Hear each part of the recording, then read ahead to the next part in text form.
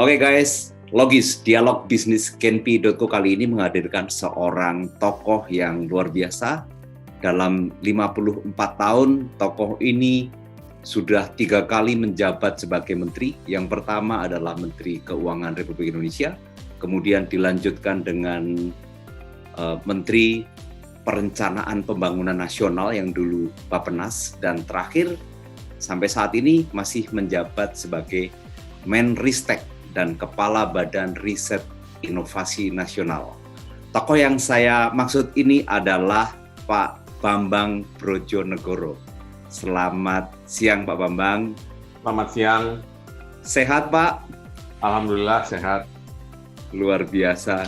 Hari ini kita istimewa karena berkesempatan untuk telewicara dengan beliau, dan dalam bulan Maret ini 2021 adalah 1 tahun kita berada di tengah pandemi Pak Bambang.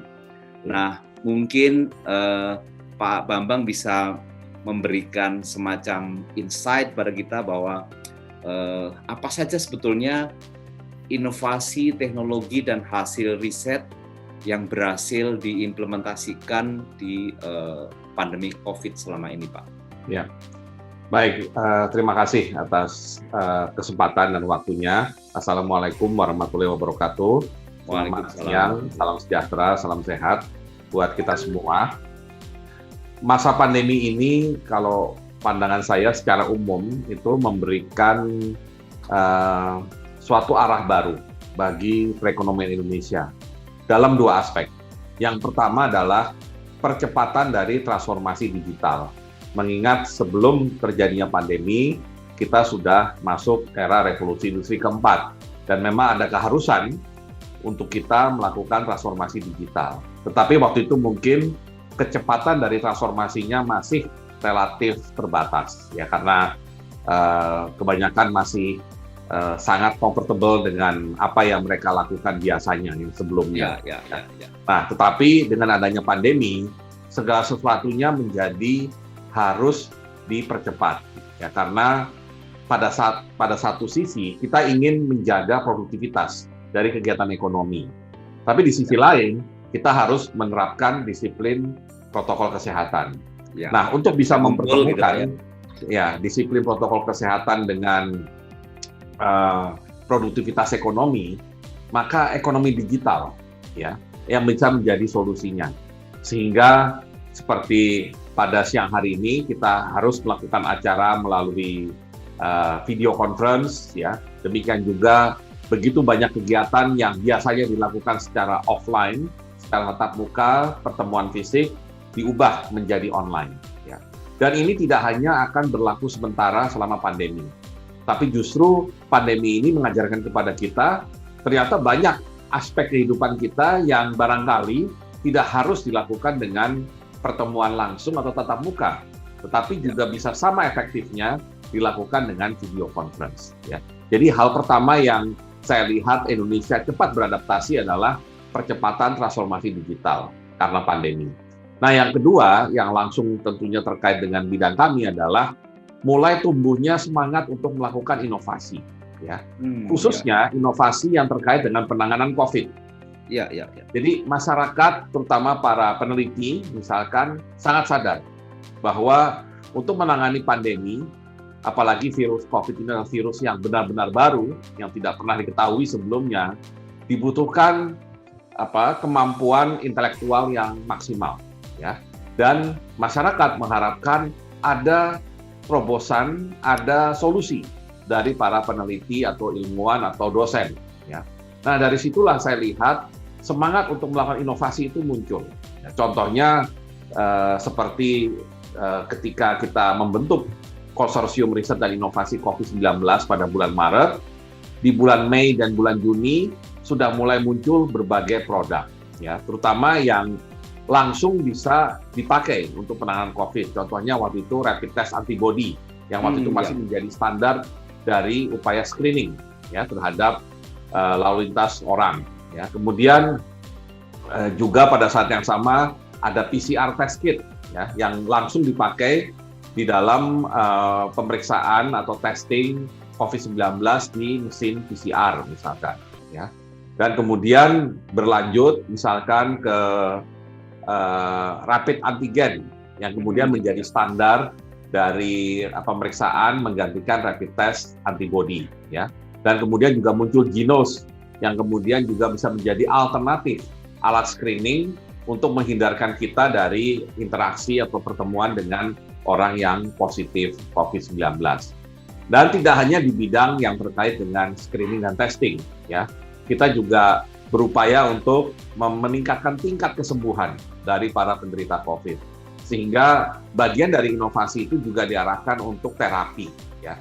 Memang obat belum bisa ditemukan dan memang belum ada secara global juga, sehingga kita fokus pada terapi, khususnya terapi plasma yang tingkat kesembuhannya 100% apabila pasiennya terkategori sedang atau ringan menuju sedang, ya.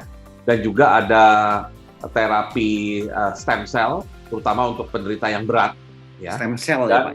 Ya, stem cell punca, ya, untuk yang penderita yang skala berat, dan juga yang masih dalam penelitian itu adalah namanya exosome, ya, yang diberikan melalui suntikan, ya. Nah, jadi kita juga berupaya untuk di terapinya. Nah, selain itu tentunya di alat kesehatan, ya, apalagi kita menyadari gara-gara pandemi ini bahwa ternyata Indonesia itu sangat bergantung kepada import bahan baku obat dan import alat kesehatan. Nah, untuk alat kesehatan, misalkan lahir akhirnya ventilator, ya. Berbagai jenis ventilator yang memang sangat dibutuhkan untuk penderita COVID-19. Kemudian ada mobile lab, ya, untuk level BSL-2 yang bisa dipakai untuk melakukan pemeriksaan atau tes PCR, ya.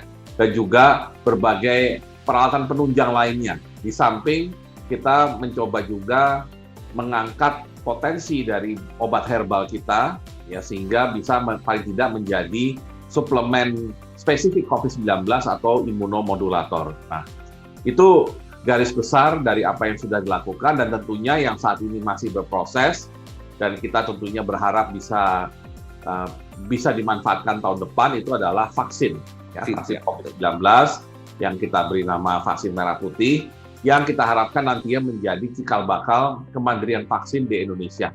Jadi tidak hanya terkait COVID, tapi juga untuk berbagai penyakit menular lainnya yang memang membutuhkan kehadiran vaksin. Kira-kira gitu, Mas. Vaksin itu sudah sampai di mana, Pak, sekarang, Pak? Yang mana? Yang vaksin merah putih itu sekarang sampai di mana, Pak? Ya. Vaksin merah putih itu kan ada 6 platform yang sedang berproses, ya.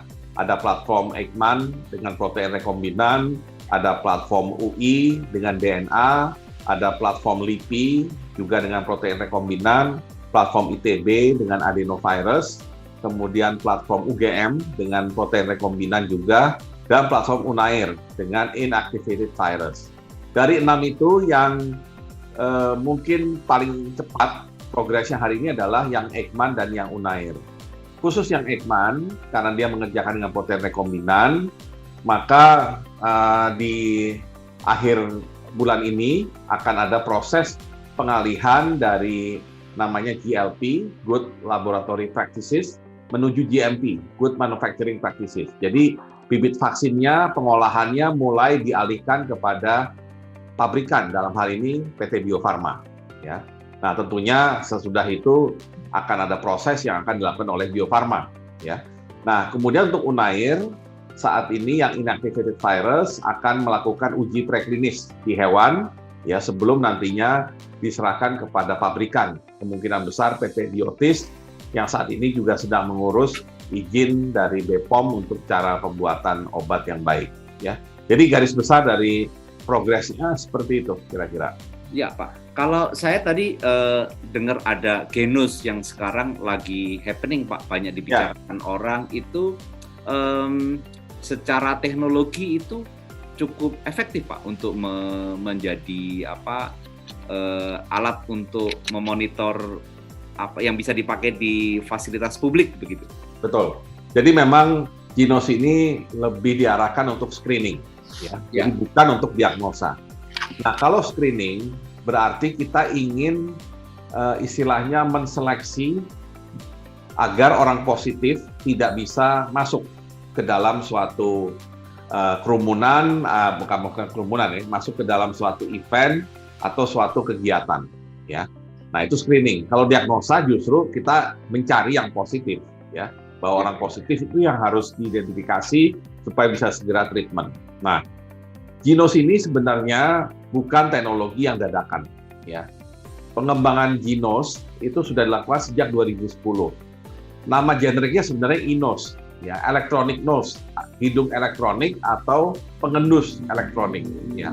Dan memang idenya juga mirip waktu dikembangkan di awal, yaitu untuk penyakit yang terkait saluran pernafasan. Tapi penyakitnya adalah TBC. Nah, kenapa TBC atau tuberkulosis? Karena itu adalah salah satu penyakit yang jumlah kematiannya masih relatif tinggi di Indonesia. Indonesia itu masuk top 3, ya, jumlah kematian akibat TBC. Jadi TBC ini adalah penyakit yang harus segera diatasi. Nah, caranya adalah kita harus deteksi dulu siapa yang kena TBC. Nah, karena itulah dikembangkan teknologi dengan pengendus elektronik ini. Nah, kenapa menggunakan pengendus elektronik? Karena di dalam nafas kita semua, nafas manusia, itu ada senyawa namanya volatile organic compound. Senyawa inilah nanti yang bisa istilahnya menandakan apakah seseorang terkena TBC, apakah seseorang terkena COVID, atau orang ini sehat-sehat saja. Ya, ini yang bisa dilakukan oleh melalui identifikasi dari senyawa tersebut. Nah, ketika COVID terjadi di tahun 2020, maka peneliti dari UGM, Prof. Kuatriana dan Dr. Dian men-switch ya penggunaannya dari tadinya arah ke TBC menjadi COVID-19. Dua-duanya saluran pernafasan yang terkena, tapi tentunya karakter senyawanya itu berubah. Nah, yang menarik dari Ginos, untuk melihat karakter senyawa yang bisa menandakan orang ini kena COVID atau tidak, itu menggunakan artificial intelligence. Ya. Jadi sudah menggunakan teknologi terkini di dalam revolusi industri keempat. Ya, di mana artificial intelligence itu sesuai dengan karakternya, dia akan semakin cerdas, ya, semakin akurat kalau datanya semakin banyak. Jadi kalau Ginos ini dipakai lebih banyak lagi, maka tingkat akurasinya dengan sendirinya meningkat.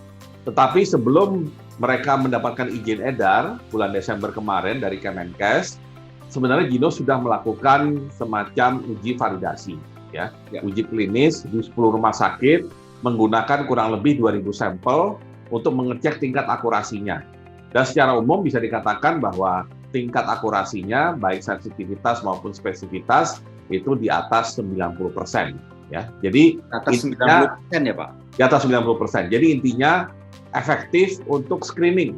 Ya. Jadi tidak untuk melakukan diagnosa seseorang ini positif COVID atau tidak. Tapi intinya kalau ada orang diperiksa dengan Ginos, ternyata keluarnya positif, ya orang itu sebaiknya tidak bekerja pada hari itu, misalkan, atau tidak mengikuti suatu event yang melibatkan cukup banyak orang. Atau mulai kapan Pak Ginos ini didistribusikan ke banyak tempat yang berpotensi kerumunan gitu?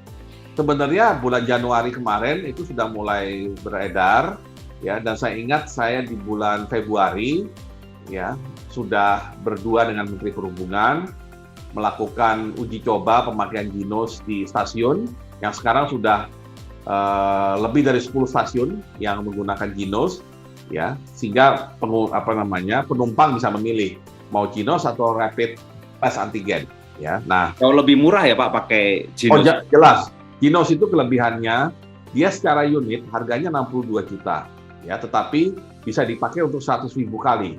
Ya, jadi praktis per pemakaian itu cuma Rp600. Tetapi memang ada biaya, misalkan biaya plastiknya, biaya plastik untuk tempat penyimpanan nafasnya, kemudian ada biaya untuk filternya, HEPA filter khususnya, dan ketiga juga biaya untuk operasional dari mesin tersebut. Ya, sehingga di kereta api misalkan awalnya Rp20.000 dan kalau nggak salah baru dinaikkan jadi Rp30.000. Tentunya ini masih jauh di bawah. Masih jauh lebih murah dibanding dengan antigen, Pak, ya. Rapid test antigen, ya. Dan juga memang lebih nyaman, karena tidak perlu dicolok istilahnya, tapi cukup menghembuskan nafas, ya. Nah, ini tentunya kita harapkan bisa dipakai untuk simpul-simpul transportasi atau tempat-tempat keramaian yang tingkat lalu lintas manusianya tinggi, sehingga Ginos ini bisa menjadi semacam bagian dari pemulihan ekonomi ketika COVID. Ya. Di satu sisi kita tetap menjaga protokol kesehatan, tapi di sisi lain kita mulai bisa menjalankan aktivitas ekonomi. Ya, sehingga Ginos ini bisa menjadi cara agar orang tetap bisa patuh pada protokol kesehatan tanpa khawatir dia tertular oleh orang lain. Ya, menarik Pak. Nah, kemudian Pak, kalau boleh tahu, tadi kita Pak Bambang lebih menceritakan soal teknologi dan inovasi yang dilakukan di era pandemi dengan tema lebih banyak di kesehatan, di farmasi gitu. Nah, kemudian juga sedikit menyinggung soal digital yang mulai di era 4.0. Nah, inovasi teknologi apa lagi Pak yang kira-kira bisa di-update, bisa di-highlight gitu, misalnya pada 5 industri yang di era pandemi ini lagi happening, misalnya di sektor commerce, sektor telco, agro, logistik, dan sebagainya. Ya, tentunya yang kita harapkan menjadi inovasi nantinya adalah penerapan revolusi industri keempat di beberapa sektor tertentu tadi. Ya, contohnya di pertanian misalkan. Sekarang makin banyak pertanian yang dilakukan dengan cara digital, atau kata lainnya adalah smart agriculture, di mana di dalam smart agriculture misalkan yang namanya misalnya inspeksi dari kondisi misalkan perkebunan itu tidak lagi harus dilakukan secara manual, tapi bisa dilakukan misalnya dengan menggunakan drone, di mana drone tersebut nanti dilengkapi dengan sensor yang bahkan bisa memberitahu kepada pemakainya bahwa misalkan pohon ini sudah siap panen, pohon yang ini ada penyakit misalkan, atau pohon ini sebaiknya ditebang saja karena sudah rapuh misalkan ya batangnya dan seterusnya. Dan kemudian juga yang namanya proses pemupukan, ya kemudian proses di greenhouse, itu semua bisa dilakukan dengan pendekatan digital. Jadi kapan agriculture adalah inovasi yang sangat penting. Ya. Nah, terkait dengan itu juga, ya terkait dengan agriculture maksud saya, karena itu bagaimanapun itu adalah sektor andalan di Indonesia. Ya. Selain inovasi yang terkait dengan smart agriculture, kita juga terus mengupayakan agar keanekaragaman hayati kita, kekayaan alam kita itu bisa ditingkatkan nilai tambahnya, ya.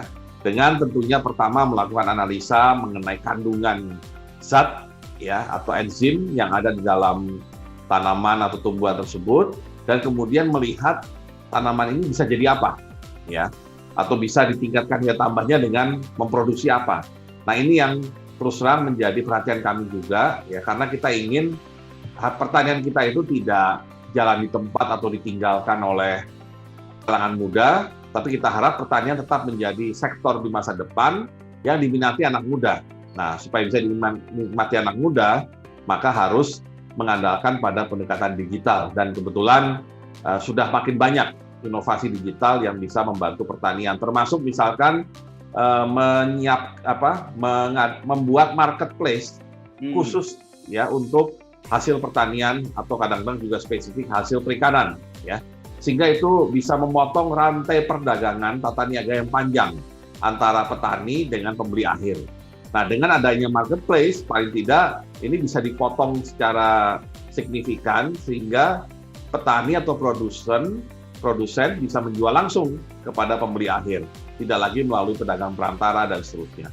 Jadi kira-kira bentuk inovasi yang masih berjalan seperti itu, di samping inovasi lainnya yang lebih bersifat untuk substitusi impor, ya. Contohnya kita mendorong bahan bakar nabati, kemudian garam industri terintegrasi, dan juga alutsista seperti drone untuk keperluan militer. Oke, Pak, kalau dari industri yang strategis, Pak, seperti oil and gas, kemudian listrik, kemudian industri pertahanan, maritim, dan sebagainya. Inovasi teknologi apa Pak sekarang yang mungkin bisa di-highlight untuk diketahui oleh publik? Ya, mungkin ada 3 kategori kali ya. Pertama yang terkait alutsista, ya drone tadi, ya. Drone yang kalau Anda perhatikan belakangan ini kalau ada insiden-insiden ya bukan perang lah, insiden serangan-serangan, ya itu tidak lagi menggunakan pesawat tempur, ya jet fighter, tapi sekarang sudah menggunakan drone. Karena drone ini lama-kelamaan teknologinya makin canggih, bisa terbang lebih lama, bisa terbang lebih tinggi, dan bisa dilengkapi dengan semacam peluru kendali yang benar-benar bisa tepat sasaran, ya. Bahkan pemindaiannya itu sensornya itu tidak lagi sensor panas, tapi bahkan sampai sensor foto, ya, sehingga hampir tidak mungkin itu salah, gitu ya. Nah, ini teknologi yang sedang kita kembangkan, ya. Kita lihat di industri pertahanan, kita fokus pada drone, di samping memang ada yang terkait jet tempur dan yang lain. Tapi menurut saya drone ini yang sangat kritikal karena saat ini kita import, ya, keperluan drone militernya, ya. Itu yang pertama, ya, mengenai yang terkait dengan industri pertahanan, ya. Kemudian yang kedua mungkin di industri transportasi, ya. Kita sudah lama tentunya tidak mendengar lagi mengenai pesawat yang dibuat di Indonesia. Jadi bukan hanya di pabriknya, tapi dari desainnya, dari draft-nya itu dibuat dari Indonesia. Ya. Terakhir tentunya kita tahu semua pesawat yang dibuat Pak Habibie N250 yang first flight-nya itu dilakukan 10 Agustus 1995 yang sekarang jadi Hari Kebangkitan Teknologi Nasional. Sudah itu tidak ada lagi. Nah, kemudian di tahun 2020 kemarin kita sudah akhirnya melahirkan pesawat baru yang didesain dari nol oleh Lapan, ya, di Indonesia, yaitu N219, ya. Kapasitas 19 orang yang akhir tahun lalu alhamdulillah akhirnya sudah mendapatkan sertifikasi, ya, dari Kementerian Perhubungan. Bagi Kemenhub ini pun pertama mereka memberikan sertifikasi kelaikan udara, ya. Sedangkan buat produsen di Indonesia ini kali pertama ada pesawat yang diproduksi oleh orang Indonesia sendiri, yang didesain Indonesia sendiri, yang dapat sertifikat, ya. Karena N250 itu belum sampai sertifikat waktu itu, baru sampai first flight, ya. Jadi ini adalah suatu kemajuan yang luar biasa dari industri dirgantara kita. Dan tahun ini 2021 kita akan modifikasi juga N219 ini dengan N219 amfibi. Jadi N219 yang bisa mendarat di pantai, ya. Kenapa bisa mendarat di pantai? Karena kan banyak pulau-pulau kita yang tidak punya bandara atau paling tidak punya airstrip yang memadai, ya. Padahal mereka butuh konektivitas. Kalau konektivitas tergantung pada kapal mungkin memakan waktu yang lama, ya, sehingga N219 amfibi ini kita harapkan bisa menjadi pesawat yang mengkoneksi berbagai tempat di Indonesia. Nah, berarti itu yang ketiga untuk itu cocok sekali untuk pariwisata, Pak, ya. Betul sekali. Pariwisata karena pulau kecil dari kita kan pariwisata pulau, ya. Pariwisata islands, ya. Dan pulau-pulau kecil yang tidak mungkin dibangun fasilitas bandara, dan barangkali kalau menggunakan kapal juga barangkali riskan, ya, dari segi keamanannya dan kenyamanannya. Nah, yang ketiga terkait tadi oil and gas, ya, kita tidak atau energi, ya, kita tidak bicara energi dalam pengertian oil and gas, tapi kita bicara substitusi. Ya, kembali lagi meningkatkan nilai tambah dari perkebunan kita, khususnya dari minyak sawit, minyak inti sawit yang dengan katalis merah putih yang dibuat oleh ITB, Profesor Subagio, itu bisa berubah menjadi apakah bensin nabati, solar nabati, maupun aftur nabati, ya. Dan ini prosesnya saat ini, bagaimana? Dari tumbuh-tumbuhan itu, Pak, bahannya? Iya, dari minyak inti sawit. Oke. Ya. Dari minyak inti sawit, kemudian ITB menemukan katalis, ya, katalis yang kalau dicampur dengan minyak itu akan mengubah si minyak inti sawit itu jadi bahan bakar nabati. Nah, tinggal apakah itu aftur, apakah bensin, ataukah solar, ya. Dan yang penting adalah ini akan bisa mengurangi ketergantungan terhadap import BBM, ya. Tapi saat ini prosesnya sedang ini proses bisa dicoba. termasuk energi baru terbarukan ya Pak? Iya, kalau bahan bakar nabati termasuk energi terbarukan karena dia kan tidak berasal dari fosil, ya. Dan yang paling penting kita harapkan kalau ini bisa diproduksi dengan skala ekonomi yang memadai, maka ini bisa mengurangi import BBM kita yang cenderung relatif besar. Ya, menarik sekali. Ternyata banyak sekali Pak ya teknologi dan inovasi yang sudah dilakukan oleh Kemenristek di era Pak Bambang. Nah, mungkin kita perlu dikasih gambaran Pak dalam membangun sebuah bisnis baru atau mengembangkan sebuah alat baru itu kan pasti membutuhkan ekosistemnya Pak. Nah, bagaimana kementerian ini membangun ekosistemnya sekalian Pak? Ya, memang membangun ekosistem riset dan inovasi adalah pekerjaan yang rumit, tapi memang mendasar. Jadi artinya membentuknya susah, tetapi kalau sudah terbentuk, bergulir dengan ini akan mempercepat sekali lahirnya inovasi yang kemudian bisa masuk komersialisasi. Nah, pengalaman kami selama ini, hambatan terbesar dari inovasi di Indonesia itu adalah jurang yang cukup besar antara dunia penelitian dengan industri atau dunia usaha, di mana banyak prototipe ya yang dilahirkan oleh para peneliti ya di perguruan tinggi ataupun di lembaga penelitian. Tapi ketika prototipe itu coba dibawa ke industri, ternyata lebih banyak yang gagal. Ya, gagal bisa karena satu, bahwa prototipe yang dibuat atau produk yang diusulkan tidak sesuai dengan kebutuhan market atau tidak sesuai dengan kebutuhan bisnis. Ya. Kemudian bisa juga kedua, karena prototipe yang dibikin meskipun barangkali ini menjawab kebutuhan bisnis, tetapi sulit untuk dibuat dalam tahap industrialisasi. Bisa karena standar yang berbeda, bisa juga karena misalkan biaya produksi yang terlalu mahal nantinya. Ya.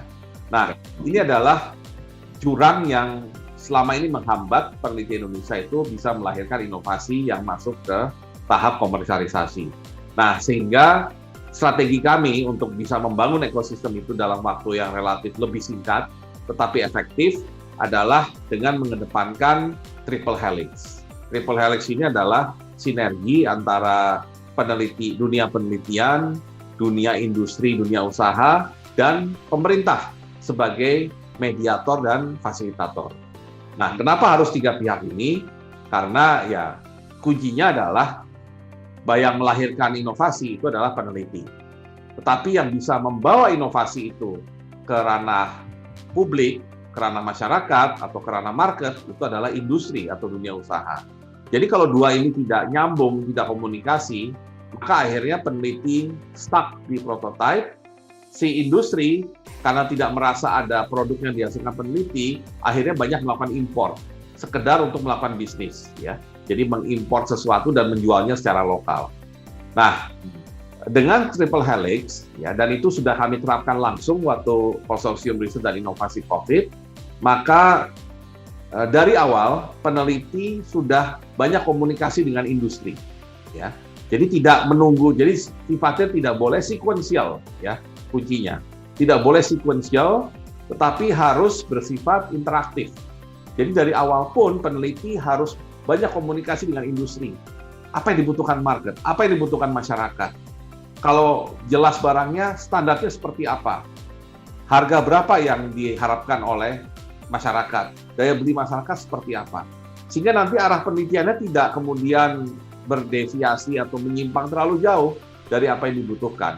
Ya. Nah, di sisi lain, si industri juga harus mau masuk ke dunia penelitian, ya, supaya apa yang mau dihasilkan, kalau dia punya standar di industri, itu sampaikan langsung, ya, supaya peneliti itu langsung menyiapkannya di tahapan penelitian. Jadi model kolaborasi seperti itu yang kita dorong, ya, intensive communication di antara dua pihak itu, tetapi memang pemerintah harus ada di tengah, ya. memfasilitasi pertemuan itu, karena pemerintah tentunya punya kepentingan, punya kebutuhan, dan pemerintah juga lah yang membuat regulasi. Ya, kadang-kadang inovasi tidak jalan karena regulasinya tidak cocok atau regulasinya kurang kondusif.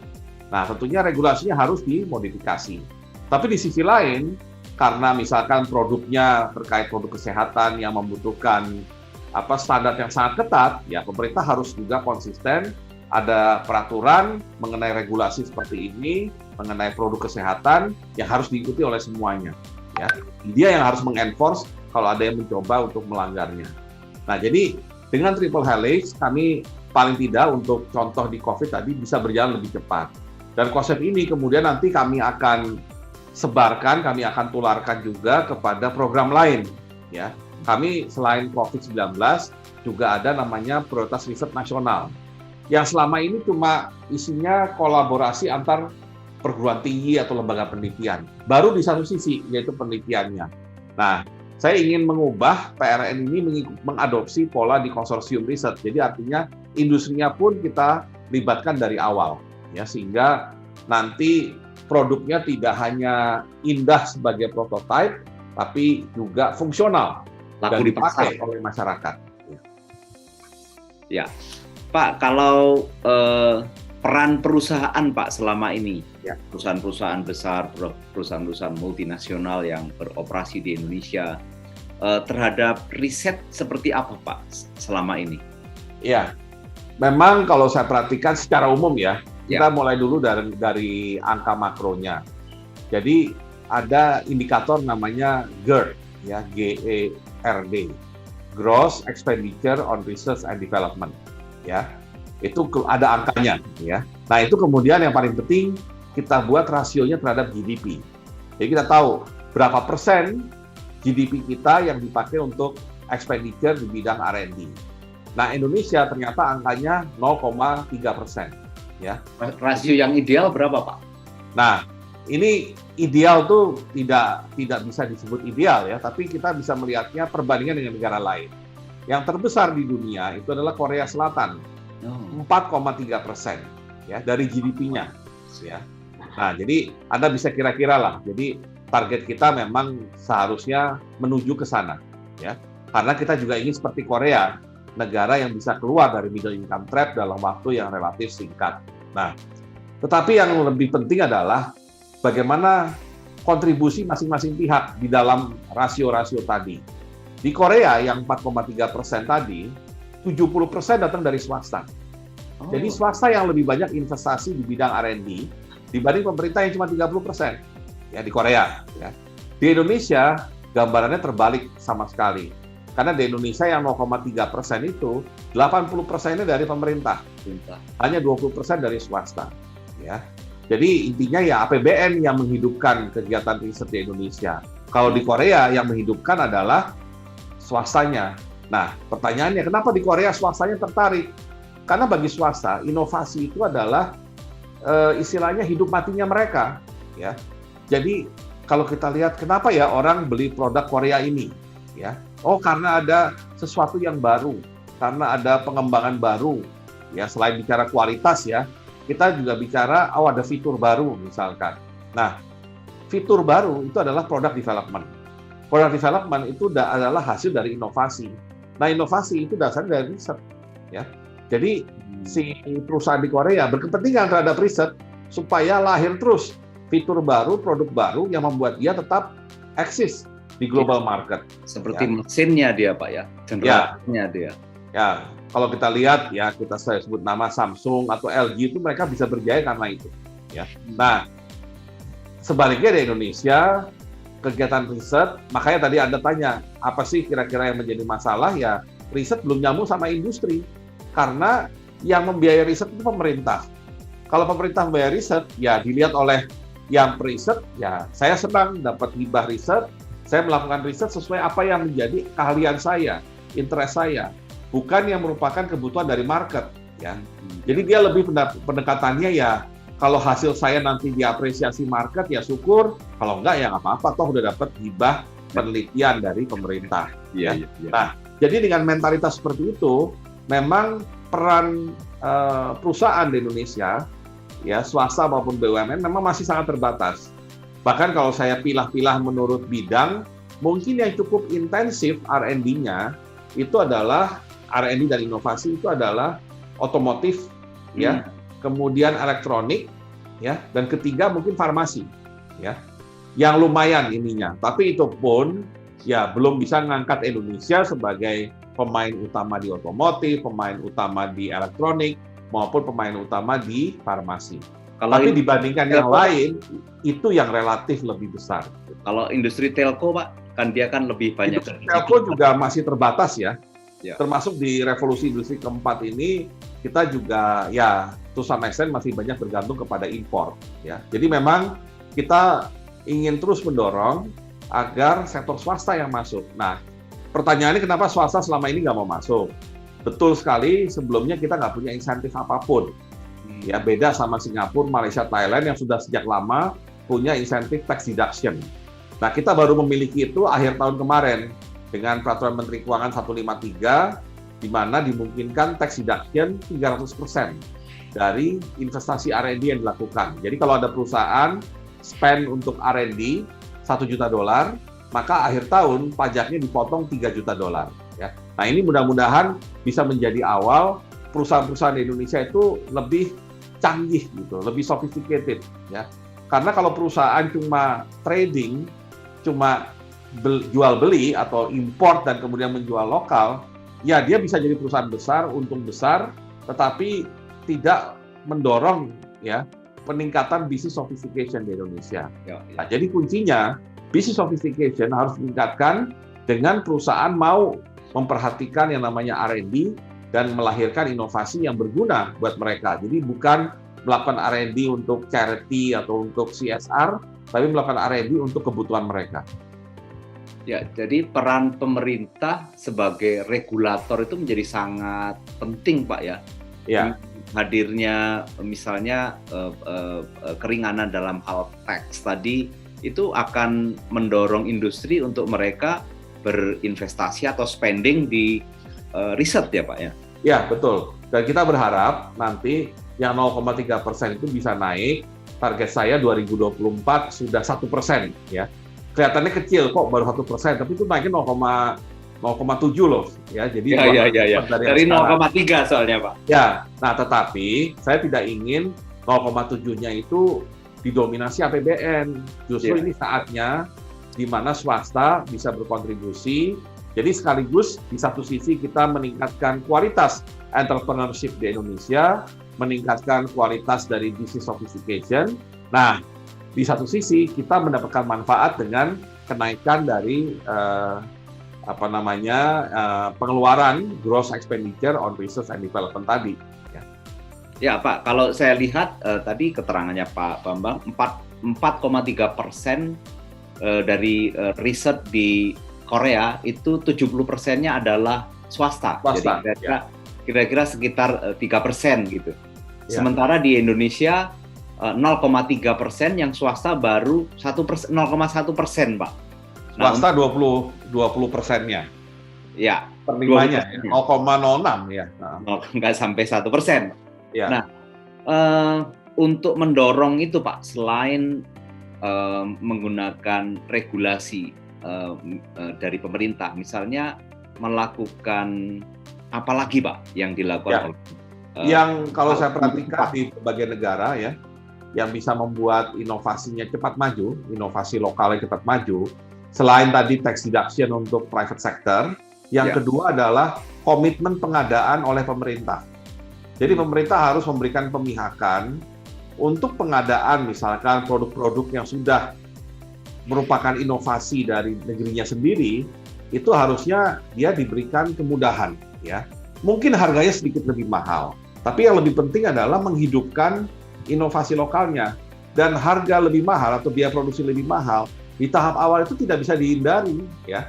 Saya kan belajar ekonomi dan salah satu yang mendasari konsep ekonomi adalah skala ya, skala produksi. Kalau kita baru bikin barang, meskipun barangnya bagus ya, tapi kalau produk skala kecil, produksinya harganya pasti mahal. Jatuhnya mahal ya. Kalau inovasi baru, ya pasti di awalnya nggak mungkin lah dia bisa produksi dalam jumlah besar. kan dia juga belum yakin marketnya ada atau tidak. Nah, ketika dia masih tahap awal, itu pemerintah harus memberikan dorongan. Dorongan itu bisa dalam bentuk pengadaan langsung, maksudnya pemerintah beli, bisa juga melalui yang namanya regulatory sandbox. Ya. Regulatory sandbox artinya ya dimungkinkan di suatu kondisi tertentu, wilayah tertentu, atau pemakaian tertentu, itu ada mendahulukan inovasi yang dari Indonesia sendiri. Ya. Dan itu sudah biasa dilakukan di tempat lain. Ya. Jadi misalkan kalau kita membuat tadi, misalnya Anda tanya mengenai yang digital, kita buat payment system. Misalnya kita punya inovasi dalam payment system. Paling tidak, regulatory sandbox itu mengarahkan, oke, boleh dipakai misalkan untuk parkir misalkan, ya kita mulai dengan semua parkir pakai mekanisme ini misalkan, nah itu bisa, ya tapi harus ditunjang oleh regulator tadi, ya karena bagaimanapun kan aspek hukum itu membuat orang lebih berani untuk melakukan berbagai inovasi, ya jadi harus kombinasi itu, kombinasi antara insentif dengan komitmen pengadaan maupun keberpihakan terhadap inovasi atau yang sekarang lebih sering disebut sebagai produk Indonesia sendiri. Pak Bambang, kalau boleh tahu spending yang direncanakan oleh kementerian untuk mendorong inovasi di Indonesia di tahun 2018 di 2021 sampai mungkin 4 tahun ke depan itu berapa banyak Pak kenaikannya? Ya, kebetulan kalau bicara sumber dana yang khusus pemerintah itu ada 2. Ya, satu adalah APBN, ya, atau DIPA tepatnya, alokasi APBN untuk kementerian dan lembaga yang terkait penelitian. Yang kedua adalah dana abadi. Nah, untuk alokasi yang terkait anggaran kementerian, kalau kementerian kami anggarannya tidak besar, hanya 2,7 triliun, ya, 2,7 triliun, di mana 1,5-nya itu didedikasikan untuk penelitian di perguruan tinggi. Ya. Nah, sisanya yang baru dipakai untuk program-program lainnya. Ya. Nah, kemudian di lembaga-lembaga terkait, ya, di lembaga yang misalnya langsung di bawah koordinasi Ristek BRIN, yaitu LIPI, BPPT, LAPAN, dan BATAN, mereka bersama-sama mungkin total anggarannya sekitar mungkin di tataran 4,5 sampai 5T ya. Ya, sekitar 4,5 sampai 5T lah. Ya, mereka bersama-sama tadi ya. Nah, kemudian sebenarnya ada lagi yang di litbang yang kadang-kadang jumlahnya tidak ketahuan ya, agak susah diidentifikasi, tapi hitungan kita kalau menggunakan basis data 2018 kalau nggak salah, itu sekitar sebenarnya total 22 triliun ya. Itu sudah termasuk yang anggaran kami maupun anggaran lembaga.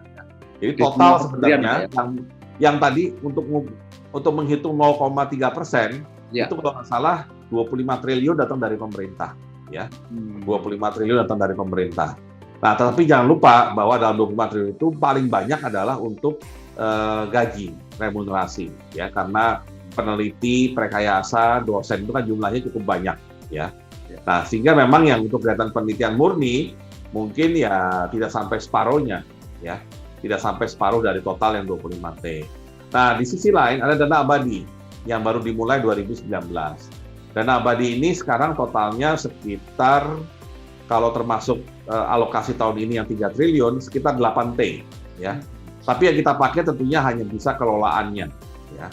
Sehingga setiap tahun kalau kita menggunakan return kira-kira ya yang sekarang ini sekitar 5%, mungkin ya, 5% juga mungkin cukup optimis, itu sekitar 400 miliar ya tambahannya.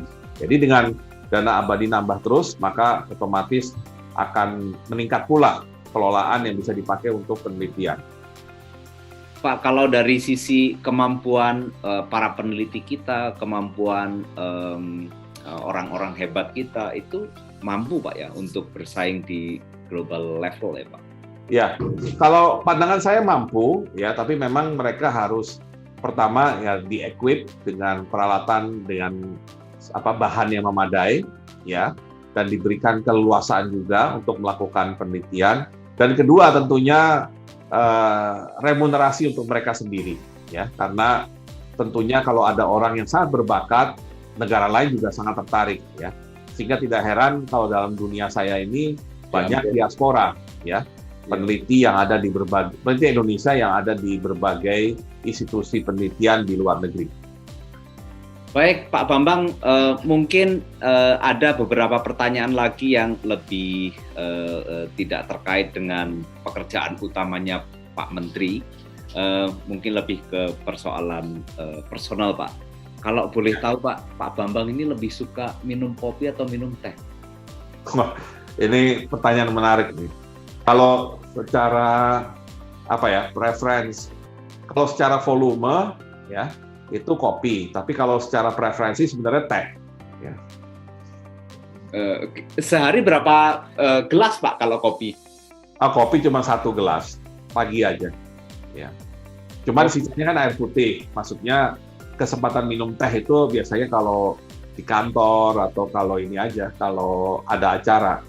Ya, Pak Bambang, kalau minum kopi, pilihannya kopi yang Robusta atau kopi yang Arabica, Pak? Wah, itu rumit tuh. Kopi yang masih campur susu lah gitu. Oke. Saya nggak terlalu lihat Robusta Arabica-nya, tapi lihat dicampur susu atau enggak. Jadi saya gampangnya lebih suka cappuccino dibanding black coffee gitu. Oke. Berarti sebetulnya bukan penggemar berat, Pak, ya, kopi ya? Ya, makanya saya bilang kan teh tadi saya bilang sebenarnya. Ya, kalau saya ditanya, misalkan kalau lagi bertamu ke orang atau lagi rapat, ditanya teh atau kopi, most likely jawaban saya teh. Ya. Pak, kalau teh pilihannya lebih suka ke English breakfast atau lebih suka ke Earl Grey? Tergantung. Kalau cuma untuk keperluan sambil melakukan aktivitas, misalnya meeting, itu English breakfast ya. Tapi kalau untuk datang ingin minum teh, itu Earl Grey. Oke. Satu lagi, Pak, kuliner lagi. Ya. Lebih suka makanan tradisional atau makanan western, seperti ya makanan modern lah, Pak, dibandingkan dengan tradisional? Saya lebih suka yang tradisional. Ya. Saya suka mencoba makanan tradisional dimanapun saya berada. Artinya kalau lagi ke daerah, misalkan ke Manado, ya saya cari makanan Manado. Misalkan kalau ke Jogja, ya cari makanan yang lagi happening di Jogja. Kalau di antara banyak rasa makanan di Indonesia ini yang bermacam-macam, Pak, lebih suka yang unsur pedas, asin, atau manis, Pak? Mungkin agak susah ya spesifik, tapi mungkin karena saya juga dasarnya Jawa ya, jadi mungkin yang manis lebih ini. Ya. Tapi nggak terlalu manis gitu. Jadi saya lebih gampang nyebutnya yang gurih gitu kali. Yang gurih. Gurih, tapi mungkin kalau ada manisnya nggak masalah. Kalau pedas agak susah kalau pedasnya terlalu ekstrim. Kalau olahraga, Pak, olahraga apa yang setiap hari dilakukan oleh Pak Bambang? Ya, mungkin kalau setiap hari nggak ada yang persis ya. Maksudnya nggak setiap hari, tapi dalam seminggu lah. Itu 2 kali badminton sama mungkin 3 kali jalan kaki. Ya. Jalan kaki 3 kali seminggu. Berapa kilo rata-rata sehari? Biasanya rata-rata 4 kilo ya, 4-5 kilo lah per jalannya. Itu di kompleks atau di treadmill, Pak? Di GBK, di ring road-nya GBK itu yang di luar itu. Ya, berarti seharusnya kita sering ketemu sama Pak Bambang nih. Ya, mungkin lain. Kalau saya pasti sore soalnya. Ya. Oke, baik, Pak Bambang, terima kasih banyak sudah ngobrol 1 jam bersama Genpi.co, dan semoga kementerian ini semakin eksis dengan lebih banyak inovasi untuk membuat bangsa ini menjadi semakin hebat ke depan. Jangan lupa untuk subscribe di YouTube channelnya Genpi.co dan juga download aplikasinya Genpi.co. Terima kasih, Pak Bambang. Assalamualaikum warahmatullahi wabarakatuh. Waalaikumsalam.